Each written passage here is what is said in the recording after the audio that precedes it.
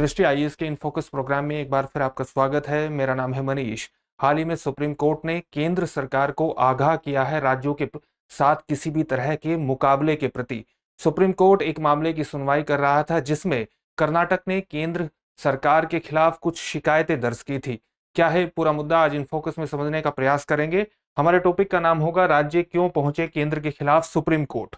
सबसे पहले देखते हैं कि इस पूरे टॉपिक के अंतर्गत हम सामान्य रूप से किन बिंदुओं के अंतर्गत अपनी चर्चा को समेटेंगे। सबसे पहले हम उस खबर को थोड़ा सा जानने का प्रयास करेंगे जिसके कारण ये पूरा मुद्दा चर्चा में आ जाता है। इसके बाद देखेंगे कि सुप्रीम कोर्ट में केंद्र के खिलाफ अलग अलग राज्यों ने, 3 राज्यों का इसमें उदाहरण लेंगे, किस प्रकार की शिकायतें दर्ज की हैं और इस मुद्दे के समाधान के लिए किस तरह के कदम उठाए जा सकते हैं, किन संवैधानिक प्रावधानों या किन संवैधानिक सिद्धांतों के आधार पर इसका समाधान हो सकता है। अंत में आपके लिए एक अभ्यास प्रश्न होगा जिसका उत्तर आपको कमेंट बॉक्स में कमेंट करके देना होगा। ये जो पूरा विषय है यूपीएससी की मुख्य परीक्षा के सामान्य अध्ययन प्रश्न पत्र 2 से जुड़ेगा, उसके संघवाद जैसे विषयों से जोड़ करके, संविधान जैसे विषयों से जोड़ करके आप इसे देख सकते हैं। हम आगे बढ़े इससे पहले आप हमारे चैनल को सब्सक्राइब जरूर करिए और बेल आइकन दबाइए और ताकि हमारे सभी प्रोग्राम का नोटिफिकेशन आपको प्राप्त हो सके। साथ ही इन सभी प्रोग्राम की पीडीएफ फाइल आपको इनफोकस दृष्टि आईएएस के टेलीग्राम चैनल पर उपलब्ध कराई जा रही है। डिस्क्रिप्शन में दिए गए लिंक पर जाकर के आप वहां से पीडीएफ फाइल डाउनलोड कर सकते हैं।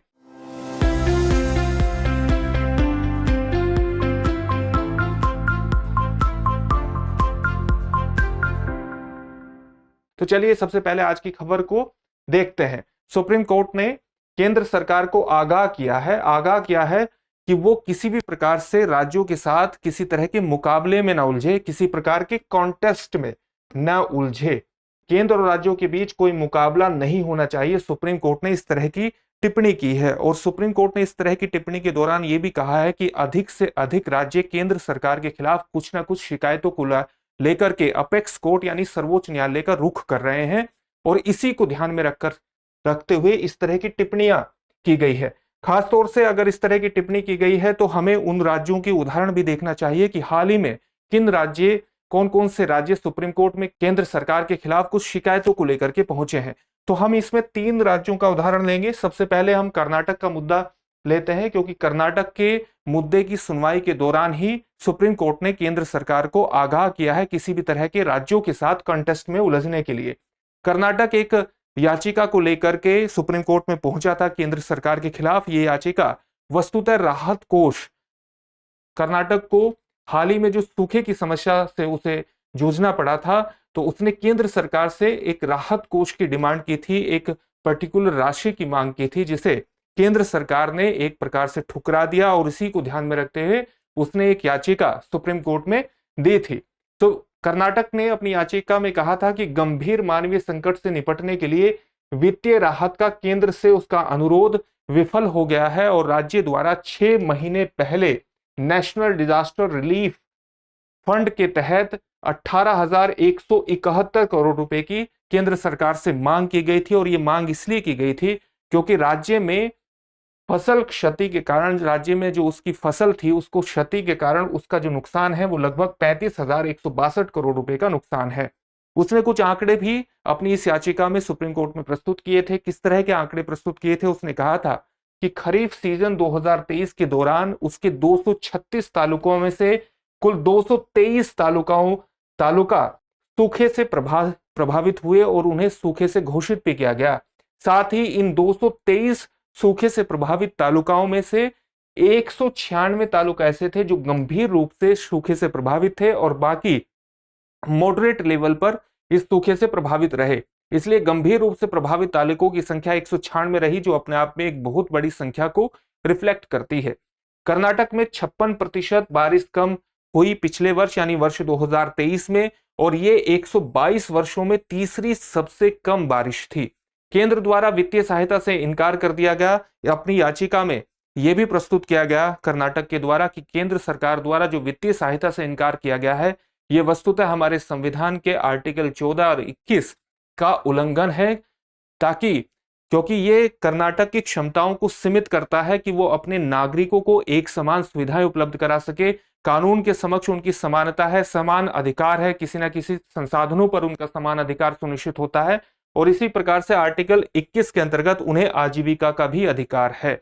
और इसी को ध्यान में रखते हुए अगर केंद्र सरकार किसी भी इस तरह के वित्तीय सहायता की मांग को ठुकराती है तो कहीं ना कहीं वो आर्टिकल 14 और 21 का उल्लंघन करता है। ये सब बातें याचिकाओं में कही गई। इससे पहले तमिलनाडु और केरल राज्य द्वारा भी कुछ याचिकाएं सुप्रीम कोर्ट में केंद्र सरकार के खिलाफ प्रस्तुत की गई थी। वो किस तरह से थी? जैसे तमिलनाडु ने अपनी याचिका में कहा था कि राज्य के लोगों के साथ सौतेला व्यवहार, यानी तमिलनाडु के राज्य के लोगों के साथ सौतेला व्यवहार केंद्र सरकार कर रही है, क्योंकि केंद्र द्वारा चक्रवात मिचोंग और दक्षिणी जिलों में अभूतपूर्व बाढ़, चक्रवात मिचोंग से तमिलनाडु प्रभावित हुआ था और साथ ही उसके दक्षिणी जिलों में अभूतपूर्व बाढ़ के कारण जो 38,000 करोड़ रुपए की उसकी निधि की डिमांड थी उसमें उसने देरी की। और अगर ये देरी हुई है तो उससे लोगों की आजीविका पर प्रभाव और लोगों को राहत में प्रभाव पड़ा है और निश्चित रूप से ये राज्यों के साथ सौतेले व्यवहार को रिफ्लेक्ट करता है। उसी प्रकार से हाल ही में केरल का भी एक महत्वपूर्ण मुद्दा आया और केरल ने केंद्र पर राज्य की शुद्ध उधार सीमा में हस्तक्षेप करने का आरोप लगाया, यानी उसकी जो नेट बोरोइंग लिमिट्स है उसमें हस्तक्षेप करने का उस पर आरोप लगाया और इसके कारण राज्य वित्तीय आपातकाल के कगार पर खड़ा है। इस प्रकार के आरोप केरल सरकार के द्वारा भी लगाए गए।